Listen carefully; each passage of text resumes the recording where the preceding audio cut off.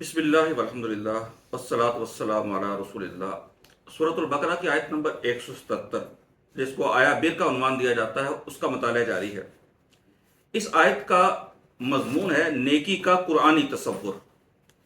خاص طور پہ اس آیت میں وہ جو عام محدود مذہبی تصور ہے اس کی نفی کی گئی ہے۔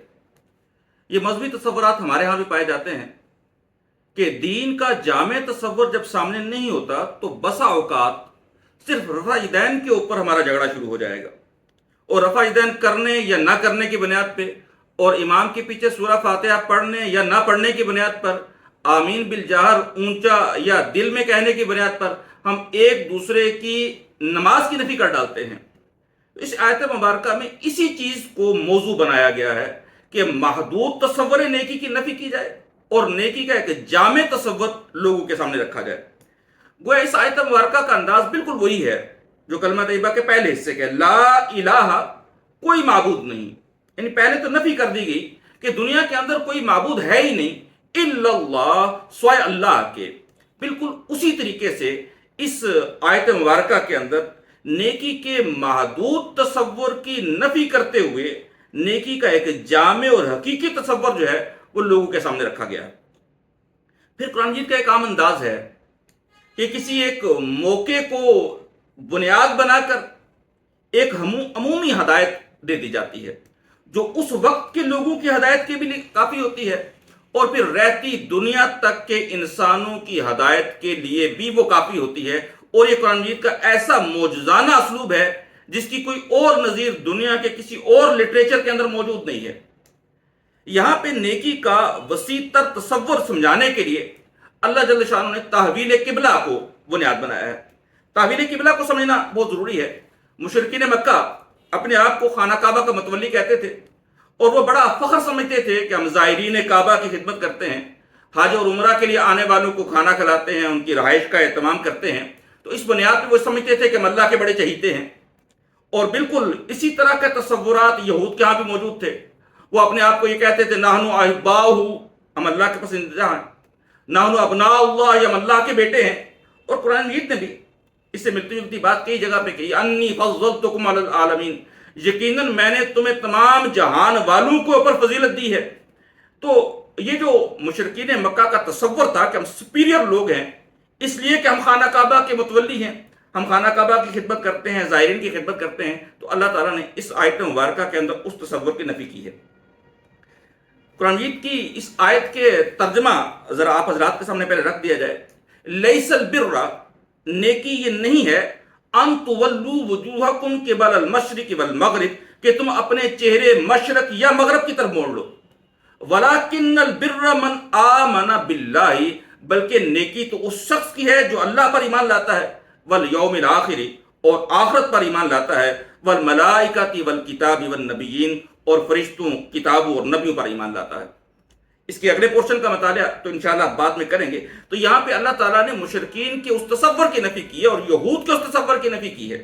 یعنی یہود بیت المقدس کی طرف منہ کر کے نماز پڑھتے تھے، اور جب مسلمان ہجرت کر کے مدینہ آئے تو 17-18 مہینے بیت المقدس ہی کی طرف منہ کر کے نماز پڑھتے رہے۔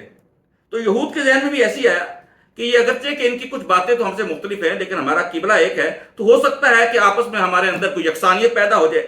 لیکن 17-18 مہینہ گزرنے کے بعد جب نماز کے اندر ہی کعبہ کی تبدیلی کا حکم آ گیا تو نبی اکرم صلی اللہ علیہ وآلہ وسلم نے بیت المقدس سے منہ ہٹا کر خانہ کعبہ کی طرف کر لیا، اور آپ کے پیچھے اس وقت جتنے بھی اہل ایمان موجود تھے ساروں نے اسی وقت اپنا رخ پھیر کے خانہ کعبہ کی طرف کر لیا گیا۔ پھر یہ پیغام نشر کر دیا گیا، دوسری جگہ پہ پہنچا دیا گیا، اور جب بھی جس وقت بھی یہ پیغام مسلمانوں تک پہنچا، اگر نماز سے باہر تھے تو آئندہ نماز خانہ کعبہ کی طرف منہ کر کے ادا کی گئی، جس کو نماز کے اندر یہ حکم ملا اس نے نماز کے اندر ہی منہ خانہ کعبہ کی طرف کر لیا۔ تو اس پہ ایک بڑا عظیم پراپیگنڈا، بلکہ پراپیگنڈے کا طوفان کھڑا ہو گیا، اور یہود یہ کہنے لگے یہ عجیب نبی ہے جس کو اپنے کعبے تک کا اندازہ نہیں ہے۔ اتنا لمبا عرصہ مکہ کے 13 سال جو ہیں اور مدنی زندگی کے 17-18 مہینے ہمارے قبلے کی طرف منہ کر کے نماز پڑھتے رہے، اور آپ قبلہ دوسری طرف رخ ہو گیا، تو یہ کیسے نبی ہے جن کو اپنے قبلے کا پتہ نہیں تھا؟ اور یہ لوگ جو آج موجود ہیں جن کی زندگی کے اندر کعبہ تبدیل ہوا ہے، انہوں نے تو کعبہ بدل لیا، اصل کعبہ کی طرف منہ کر لیا ان کی تو نمازیں قبول ہو جائیں گی، وہ لوگ جو پرانے قبلے کی طرف منہ کر کے نمازیں پڑھتے رہے ان کا کیا بنے گا؟ اور یہ پروپیگنڈا اتنا شدید تھا کہ قرآن مجید نے اس مضمون کو تقریباً 8 رکوع میں بیان کیا ہے۔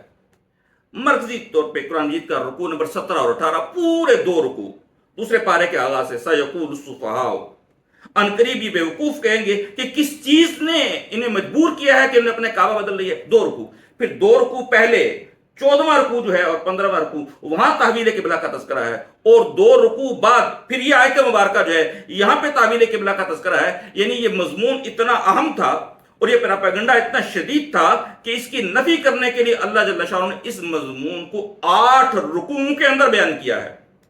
اور اصل بات جو یہاں پہ بیان کی گئی ہے وہ یہ ہے کہ اصل بات مشرق اور مغرب کی نہیں ہے کہ منہ تم نے مشرق کی طرف کیا ہے یا مغرب کی طرف کیا ہے۔